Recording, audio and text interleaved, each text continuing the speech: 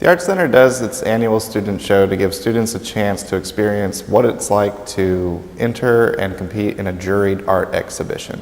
My experience in entering juried shows is it really is a rush when you get in.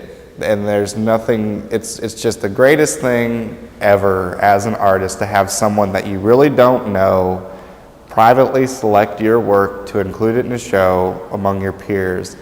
That there's absolutely nothing worse than not getting into a show.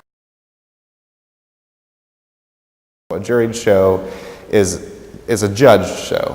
A juried show simply means that you're either bringing in one or two, sometimes more, outside art professionals, whether they're artists or art administrators, that are going to come in, and they're the ones that, if you will, pick the shows. It's not something you just walk into and say, oh, it's in, it's out, it's in. It takes hours and hours of time, especially when you have to work with someone else. I want each of our students to know that if you do enter our student show, you're getting full consideration. When you're in a juried show, it's not just the jurors. It's also the body of work you're being juried against. And so whereas your piece may not make it into one show, it might win best of show in another body of work because it stands out. It's the only glass piece, whereas you competed against 20 glass pieces in the last show. A lot of people compete for the prize money. A lot of people compete. I'm sitting among last year's best of show winner. You get a solo exhibition. We have 4 divisions. Each divisional winner participates in a beautiful show called the Best of Divisional Show. You know, I'm sure that every person you ask is going to have a slightly different reason for why enter, but I would say why not? You know, it's a competition. It's totally subjective. If your work isn't accepted, it doesn't mean that it's time to throw away the paintbrushes or move on. It just means that that year, in that body of work, the jurors did not pick you.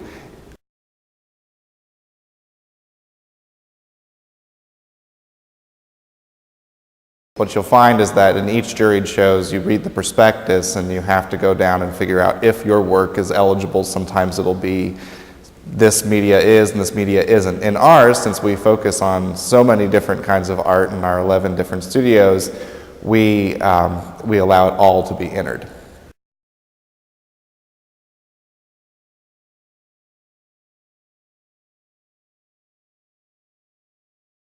In order to participate in the student show, we do require that you are a member. That's fairly common among juried shows. And the reason is because it's a benefit. You know, all of the money that it costs to enter comes back in terms of prize money. And so we want it to be our own pool of people. You're not competing against all of the painters in Indianapolis. You're not competing against all the ceramicists in Indiana or Ohio or the nation. It is our own home team. You know, this is our home turf, and that's who you're playing with. So you do have to be a member. You also have to have taken a class here in the last 2 years. It is the student show. The work doesn't have to have been made in a class. So you could have taken Tom Laird's woodworking class and been painting, and you can enter that painting. That's not a problem. That's not against the rules. We do ask that you list your instructor, so what you'll see a lot of times on the labels is an independent is what's listed, and that we love it when our students are doing their own creative things at home and confident enough to enter those in the show. We want the work to not be any older than 2 years old, because we want it to be fresh. We want it to be what you're working on now.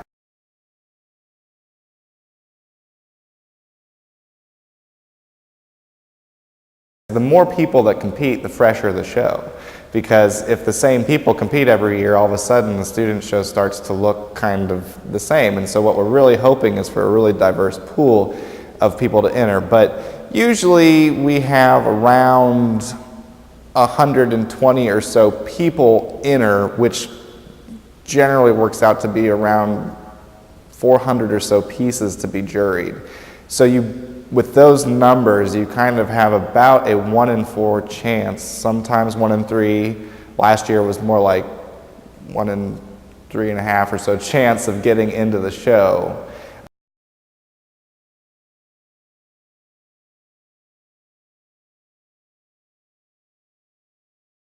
we explain to them that it doesn't have to be a balanced show. Like if there's room for, we usually give them a low number and a high number of how many pieces we think we can accommodate. It's always a little different each year because the size is different, and we really want them to be able to pick, but if there's too little work, it's not going to fill the galleries, it won't be a show. If there's too much work, it'll be impossible to look at the show. So we give them a range, usually between 100 pieces to 120 pieces. Some years we've increased that range, but we try to really give everyone a pretty good chance of getting in. So this year I think we're going to set the low end at about 100 and maybe the high end at like 140 or something like that. We tell them that they need to look at each category and pick at least something from each one, but it's not like it has to be 30, 30, 30, and 30.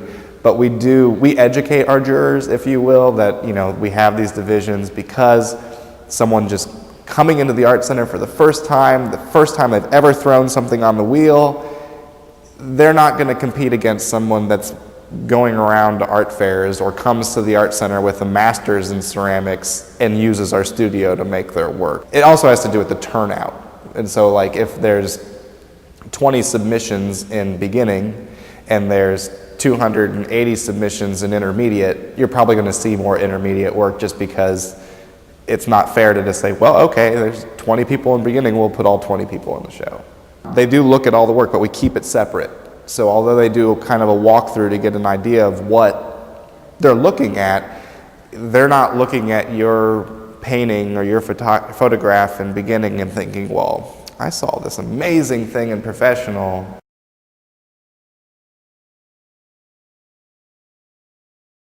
The shows do vary greatly year to year, and that's because we change the jurors. We do like to change our jurors. That doesn't mean that if you jury a show, you might not come back someday and jury again, but what we like to do is try to find someone that's an artist and someone that's an art administrator, an art educator, or a collector.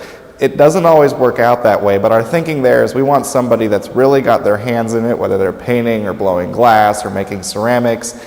And then we also want somebody that understands it from an art educational or an art administrative point of view, in that they look at a wide range of art all the time and kind of know what's going on outside of their own studio.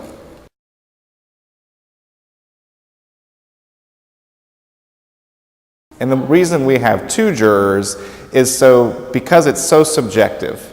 If you ask 3 different people to pick their favorite painting in a show, they're all going to pick a different, well, maybe they'll pick a different painting, they may all pick the same ones, but by having 2 people, we create a dialogue. Because it is so subjective and we want the jurors to really get to make those meaty decisions, they jury the show privately. But then there's an hour and a half at the end where they go division by division, spending about 15 to 20 minutes in each division, where they speak to the decisions they made, and you are allowed to ask questions. You're not allowed to ask, why didn't you pick my piece, or why did you pick their piece? But you are able to say things like, what were you looking for in this category? What was different about how you judged beginning versus intermediate? And what it doesn't help is if your piece still wasn't picked, it doesn't necessarily make you feel any better, but it might kind of dispel some of the mystery around it. And if you go to a few of them year after year, you really start to see how different it is based on who the jurors are.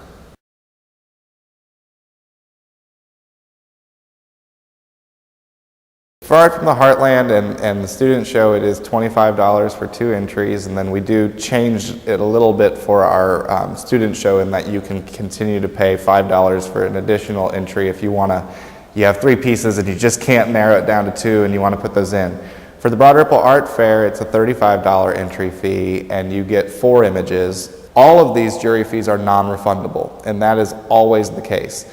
Most jury fees are $20 to $25. So it's not uncommon for artists to kind of have to pick and choose which shows they're going to enter. The student show almost always just breaks even, and then extra money, if we do we'll just put that aside for awards next year. The student show is in no way a fundraiser.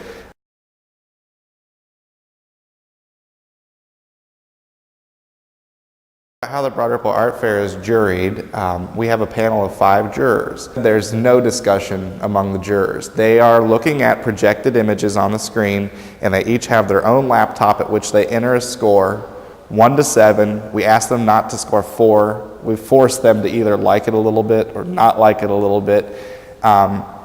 We go through these. It takes about 10 hours to do it, but it's an open jury in that you're welcome to come into the auditorium and watch. What you will see is you'll see these images projected. You'll see how many we go through. There were 801 applicants last year, so if you take 801 times 4, that's how many images were looked at.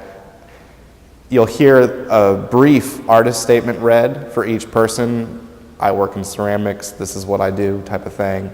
You're not allowed to comment, and we do keep you back a little bit away from the jurors, but if you get a sense of how fast and how quick those decisions have to be made, how competitive it is, and how much artwork is out there,